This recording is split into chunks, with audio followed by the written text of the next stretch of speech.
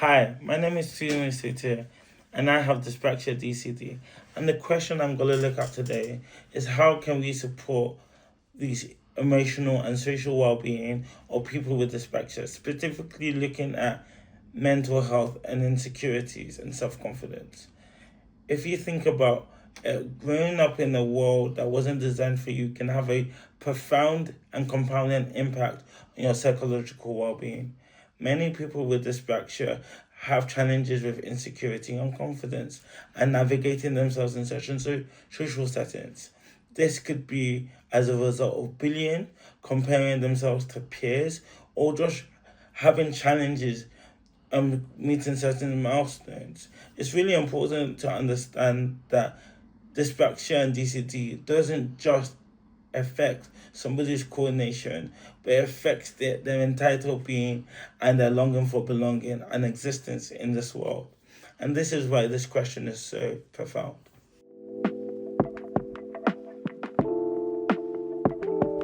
ECD dyspraxia affects children and adults, and anyone with the condition has difficulty learning motor skills and can also have difficulty in skills like planning and organisation.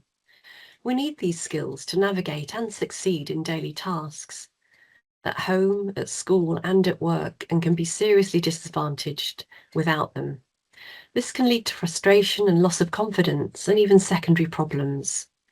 Many children and adults don't have their condition recognised or have to wait a long time for diagnosis. So it's important to know how can early diagnosis of DCD dyspraxia and age-appropriate intervention improve outcomes for people living with the condition.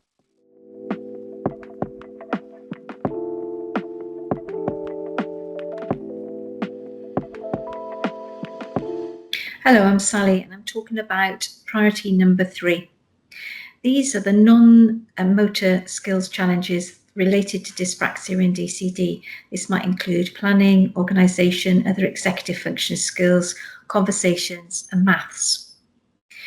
This is about the strategies that can help manage and navigate these challenges that people face on an everyday basis.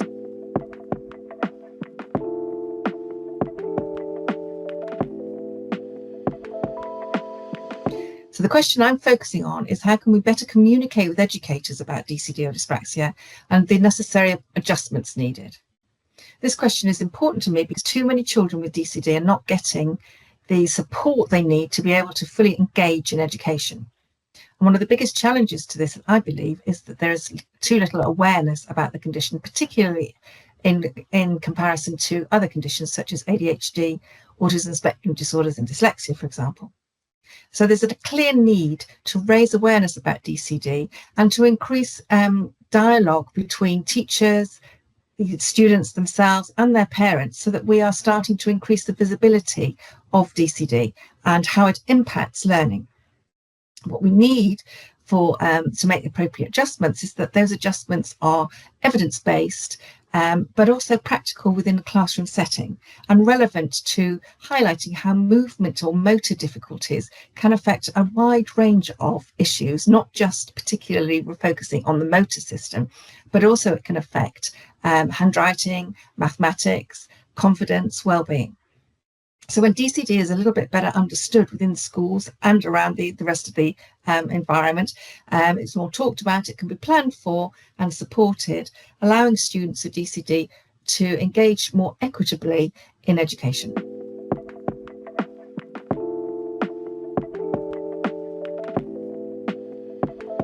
Developmental coordination disorder or dyspraxia does impact and challenge the daily life for adults and those who are older as well.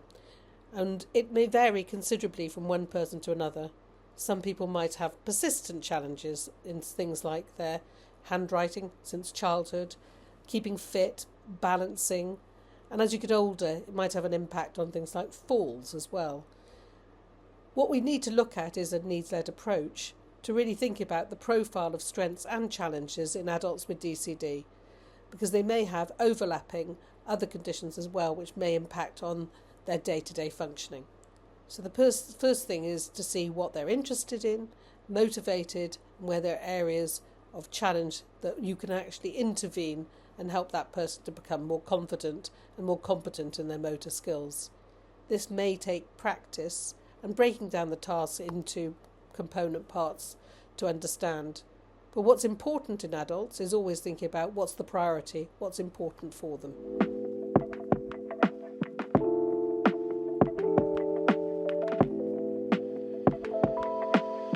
Question that I'd like to focus on is what age-appropriate interventions and strategies are effective across the lifespan in supporting independence for people living with DCD or dyspraxia. And this is important to me because as a parent of an adult with DCD, I have observed that much of the support focuses around the early years and helping with foundational motor skills and coordinations and self-care, really with really valuable input from occupational therapists. So these early interventions are obviously really essential. However, as children move into adolescence and adulthood, support really diminishes. And the everyday skills that truly underpin independence, such as navigation, time management, cooking, learning to drive, managing money, and organising your daily tasks, are generally not supported at all, or if so, very intermittently. Yet these are the very skills that we need for our young people to be able to develop to gain true independence through education and employment. So if we're serious about promoting independence for individuals with DCD, it can't just stop at improving the motoric side early on with handwriting and things. It must extend into these other areas, equipping individuals with the practical and real world skills they need for independent living.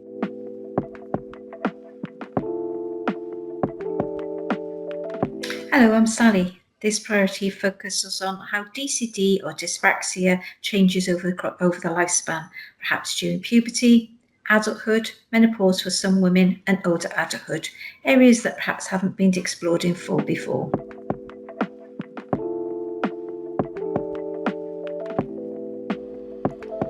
So how can diagnostic pathways and criteria for DCD, dyspraxia, be improved and made more consistent for both children and teens?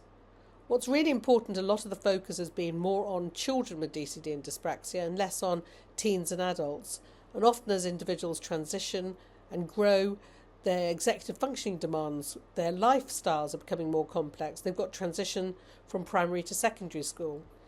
Also, we need to make sure that we're really considering the co-occurrence with other conditions which commonly co-occur with DCD, such as autism, ADHD, dyslexia, dyscalculia, developmental language disorder.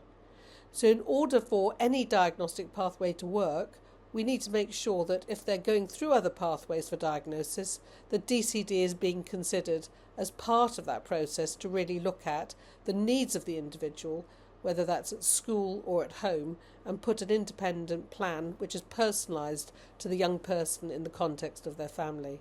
This is really important.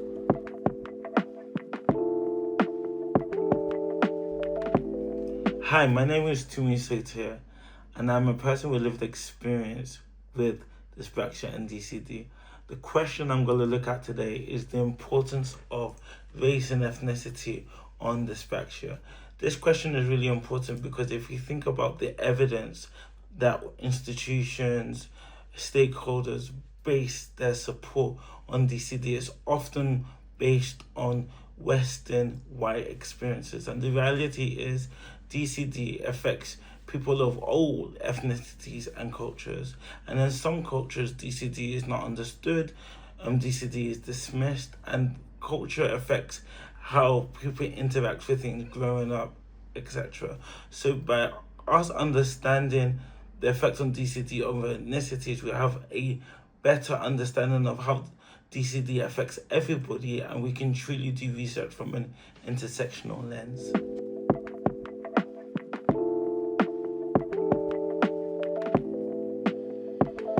DCD dyspraxia is a relatively common condition, yet it's not well known or recognised by professionals in health and education.